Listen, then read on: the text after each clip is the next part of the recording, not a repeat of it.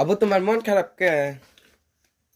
কে লাগবো এমনি ভাল লাগতেছে না, কি করবো, হালকা হালকা ভাল লাগে না বুঝতে। আর ওখানে গেছে? বুঝো না, ঈদের দিন আইতেছে, যার যার বাপ মার নাকি দেখা করবার গেছে গো, তাই বাড়ি খালি ভাল লাগতেছে না। এই যে দেখো না, এই যে তালা, এই যে তালা, ই ঘরে তালা, আবার এই যে তালা, একটা মানুষ নাই।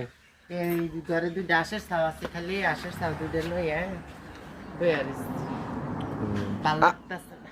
আর আবো না? আবো ঈদের পরে মনে করো যে, ঈদের দুই একদিন পরে আবো, বাড়ি দূরে দূরে। আমরা তো মনে করো যে সবাই এক দেশের একজন একসাথে থাকি, কষ্ট বুইলা থাকার জন্য না। যার যার মা আছে, কের বুইন আছে, হ্যাঁ দেখা করবার গেছে।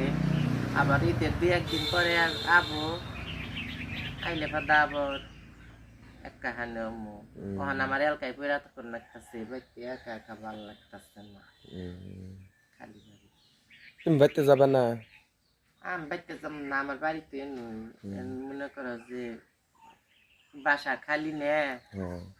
আর মনে করো যে একটা জিনিস ভাবতেছি বসে বসে, যে শালার যখন 8-10 জন একসাথে থাকি, তখন তোমার দিন রাত কাটি কষ্ট মনে হয় না, উলুজুলু করে। কিন্তু এই যে অনরা গেছে না, একবার একা পড়ছি, এখনকার মনে হইতেছে একটা দিন একটা বছর। না না, এই কথা কওয়ার মানুষও নাই, একটু ঘোরাফেরার মানুষও নাই, কিছুই নাই। আর ভাই তো আমরা উলুজুলু করে দিন কাটে রাত কাটে, কষ্টটা বেশি মনে হইতেছে। আরে কপাল না গো, কি করন যাবো, দুঃখের কপাল। ওই যে উপরালাই কপালে যা লেখছে তাই তো বিধি লেখন হবে।